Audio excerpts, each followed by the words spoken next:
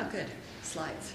It's always reassuring when you get up to give a speech and your slides actually show up on the screen in front of you when you expect them. I've been introduced to you as a family physician, and that is what I am, and one of those primary providers that Lisa just referred to. I'm also somebody who is in private practice, and I think one of the things that we need to understand when we're talking about this whole debate around innovation and how we pay for things and all that stuff out there is that probably about 90% of physicians in Canada are still what we call private practitioners, and there's an important message in that in terms of understanding how and when and why we adopt various kinds of innovations, and particularly the business type of innovations. So I'll park that thought, but I'll use that as part of the introduction to myself and to what I want to speak to you about today. Herding cats, intransigence, not team players. Those are some rather unflattering descriptions that are often used to refer to at least the perception out there that there is an unwillingness by physicians to embrace innovations in health and in health care and health delivery. But I'll ask the question of you whether or not that is accurate. My submission, of course, is that it's not. Physicians themselves are not barriers to innovation. In fact, just the opposite, at least in our core business. Advances in clinical interventions and treatment appear every day, and it is our responsibility to be on top of those advances in order to promote good care for our patients.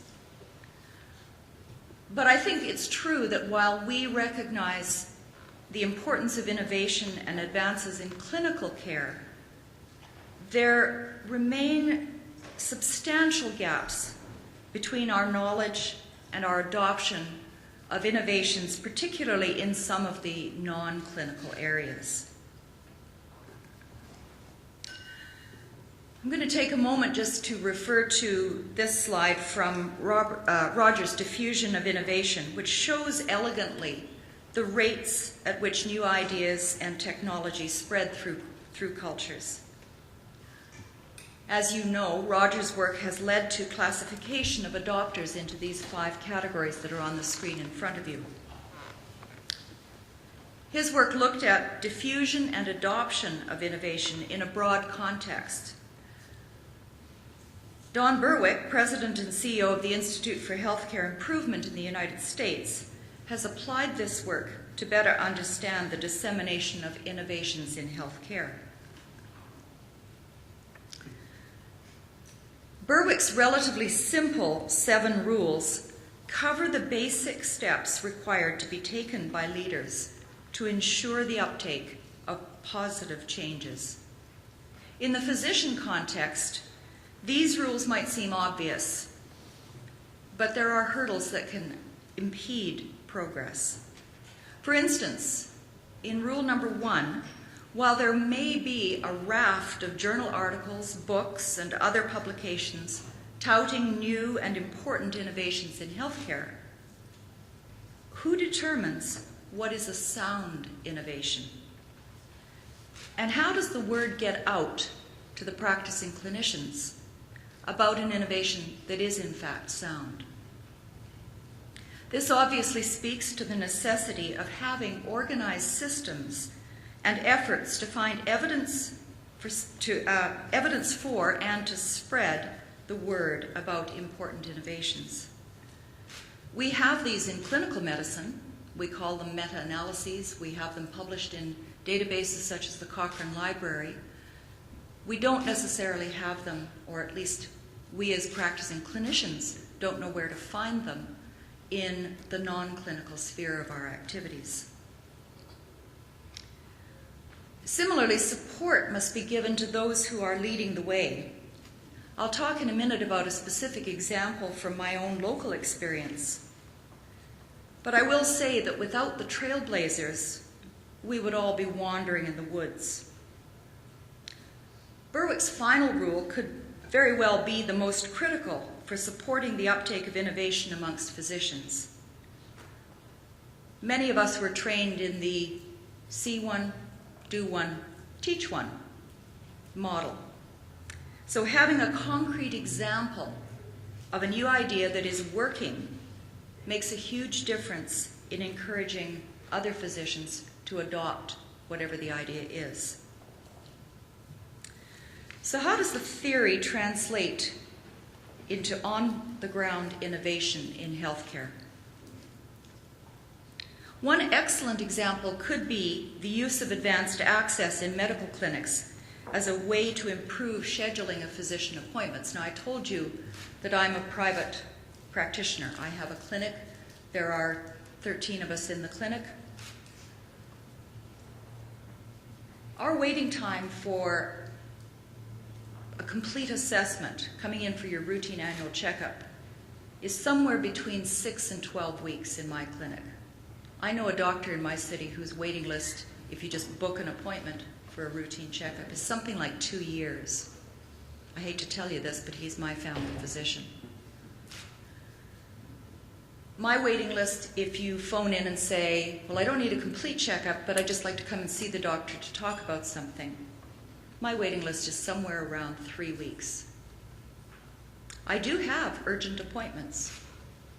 I keep about 6 to 8 appointments out of 24 in every single session as so-called urgent appointments, but they fill up very, very quickly. Am I proud of telling you that? Absolutely not. Do I know how to go about changing it? Well, advanced access is one of the theories that has been promoted as a way of helping physicians to improve that kind of problem. It was first introduced in 1999 by Mark Murray and Catherine Tantow of Kaiser Permanente in the States. It has at its core the goal of developing a system so that patients can actually be seen in a medical clinic the same day they call for an appointment. That might change why Lisa told you that 50% of people would just as soon go to a walk-in clinic as make an appointment for their family doc. Maybe the problem is they can't get an appointment. This concept, however, is much more than simply a scheduling system or a queue management theory. In fact, it's really about developing a comprehensive approach to effective patient care delivery. Some reported benefits using advanced access include better patient access to services on the same day, which is obvious, better use of staff, less overlap of staff responsibilities, better clinical outcomes, because often if a problem is seen more quickly and seen by somebody who knows you, you're more likely to get an accurate diagnosis more quickly. Higher patient satisfaction, for the obvious reasons that there's efficiency and an attention to the need of the patient. Higher provider satisfaction, because you leave at the end of the day knowing that today's work has been done today and it's not hanging over your head for next week. This model also leads to better use of financial resources and to less use of emergency rooms and other high-cost options by patients. But despite these perceived benefits, the theory of advanced access has been around for 10 years, and it still needs to be sold to the vast majority of physicians.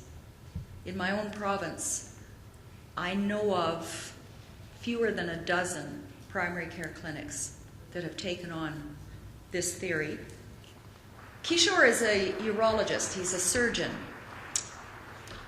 Surgeons are the stereotypical group of people, with apologies to our moderator, who are probably least likely among physicians to be intrinsically willing to adopt new ways of doing things because they're busy, they're focused, they're getting it done, and the stereotype is that they are really, really, really difficult doctors to manage. Thank you, Sam. You are welcome. I did say with notable exceptions. Kishore is a good example of how being an early adopter, at least an early adopter in my province, in spite of the lapse of time since the introduction of advanced access, can grow involvement and interest in an innovation. And what Kishore has done by publishing his blog is he's brought the experience of walking the talk through the advanced access process front and center to anybody who cares to go onto his blog and actually track what he's been doing and respond to some of the comments and questions that he puts up there for discussion. He has a wide following among physicians who can learn from his experiences and share their own stories. This is an example of how Berwicks' rule of making adopter activity observable can grow interest and pickup of an innovation amongst other physicians.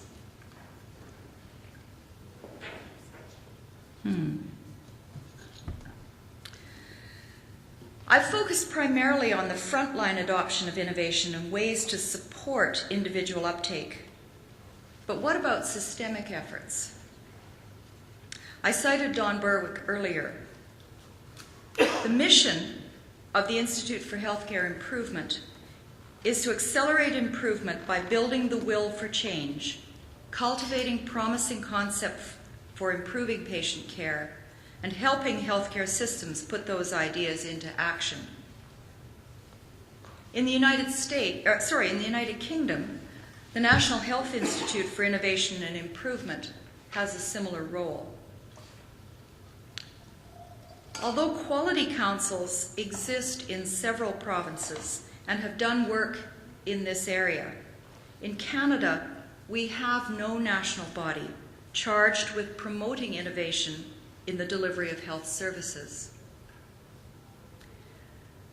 This, I believe, is one of our greatest failings when it comes to supporting dissemination of innovation and best practices in healthcare. I suggest perhaps that the federal government should immediately consider providing funding to establish a national body to support primary care research and health system innovation. This could be done by giving additional funding to an existing body, such as the Canadian Health Services Research Foundation, establishing a centre within an existing body, such as a university, or by establishing a freestanding body. We would reap the return of investments on that kind of investment of federal dollars. There's another piece missing, and I think that is what I was alluding to at the beginning when I spoke about being a private practitioner. We need to ask to whom we are accountable. Traditionally, physicians believe ourselves to be accountable directly to our patients. Our contract is with our patients. Our duty is to serve our patients. But when it comes to making innovations and trying to adopt systemic change, to whom are we accountable? And I think Lisa has posed that question to me directly. I'm accountable to my payer, except in this model, I'm really not. And so I throw that out to you as a challenge and something that we might discuss a little bit later during the panel presentation. Thank you, Ken, and I'll turn it back over to you.